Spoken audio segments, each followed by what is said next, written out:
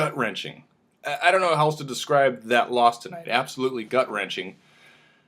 That's baseball. Padres lose Game 2 of this 3-game set to the Rays in walk-off fashion by a score of 8-7, and it was drama everywhere you looked. It was a roller coaster type ball game. So let's just start at the beginning. First of all, great news: Birch Smith called up from the San Antonio AA. The youngster's going to make his major league debut. We're all excited about it. We've heard great stuff about him. You look at the numbers; he's been absolutely dominant down in San Antonio.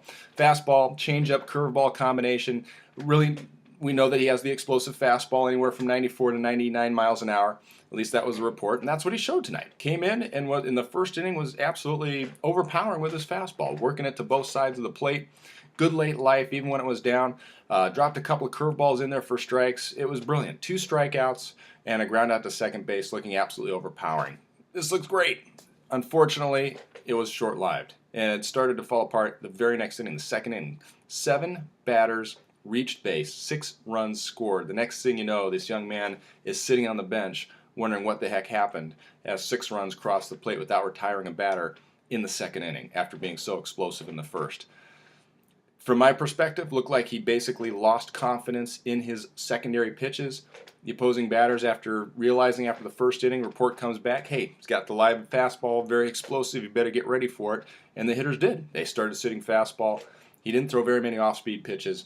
Major league hitters, no matter how explosive your fastball is going to be, they're going to catch up to it, make the adjustment, and that's exactly what they did, especially the left-hand batters, who he was not able to throw the changeup to or anything to get them off the fastball, and they just started raking the heater, and that's what it came down to. Very disappointing for Birch Smith, because you know the kid has great stuff, and it's a learning experience, but you never want to see a kid go through that in his first outing. By the way, I had several people emailing me and texting me and Facebooking saying, you know, why did the Padres put him up against one of these tough hitting teams? Why didn't they pitch him at home against the Marlins? Look, that's all a bunch of hogwash. Kid was ready to pitch. You go by your reports from your managers. You go by the reports from your scouts. And you know what? This is the spot in the rotation where we need somebody to come in and do a spot start. That's the place where you start. And you're going to have to face major league hitters at some point. And if you can't handle going after a tough lineup in your first outing and you're going to get blown out and you're never going to recover from it, well, then you probably need to find a new line of work anyway, because you're going to get beat up and you're going to have these learning experiences.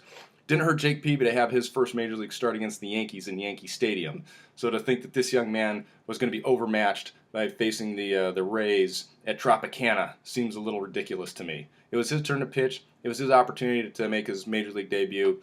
Didn't go as planned, but to start pointing fingers and second guessing how that was put together, to me is absurd. So let's just put that to rest. Tyson Ross comes into the ball game, does a really nice job. Pitches 4 innings, shutout ball, outstanding, unsung hero of this ball game, and probably would have gone mostly unnoticed had the Padres just gone down in order at the way they were going against Jeremy Hellickson, who retired 16 in a row at one point.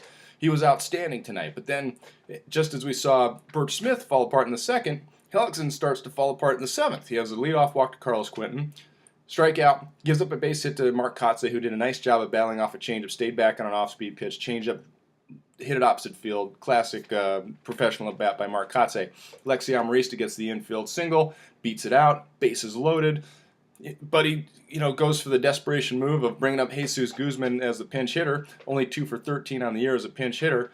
Never had a pinch hit home run, but you've got to take the shot of a guy that has some power. And sure enough, Guzzi comes through. He sees a couple of changeups. He swings over them, lays off the next couple of changeups. The 5th changeup that he sees is a 3-2 changeup, and he's able to crush it over the left field wall for a grand slam home run. It was an amazing moment. Great comeback for the boys. Great to see the dugout on fire. Great to see Birch Smith get off the hook. The young man doesn't have to suck up the loss in his major league debut. All was good. Handed over to the bullpen. The rest after Tyson Ross, he gives over to Brad Brock. He gets his inning in a 3rd. Hands it over to Joe Thatcher. He gets the lefties. Tosses it over to Luke Gregerson. He gets the 2 outs he needs to get to finish off the 8th inning.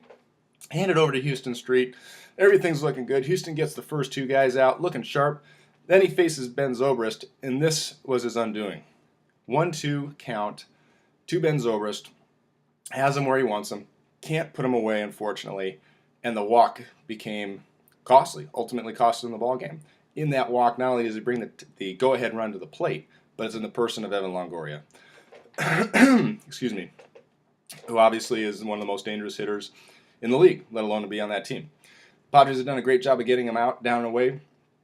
They controlled him most of the night.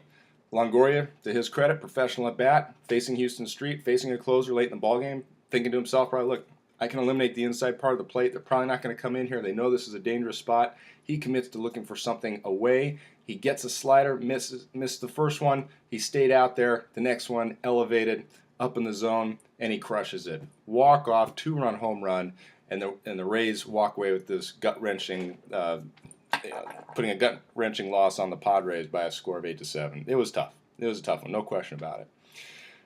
Only one thing to do. Boys are going to have to bounce back. And they're going to come back tomorrow with Eric Stoltz on the mound. Stoltz been throwing the ball very well. Last couple of outings been very solid.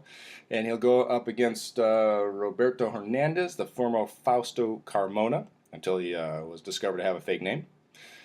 So that's the matchup tomorrow. Game time, 10:40 on Mother's Day. Happy Mother's Day to all the moms out there. We appreciate everything you do for us. And boys will try to salvage the last game of the series. Let's hope they can get it done. Thanks for joining me. I'll be with Ted Leitner tomorrow. Hope you'll join us for the action on the Mighty 1090. Thanks for joining me here tonight, and we'll talk to you tomorrow afternoon. Bye-bye.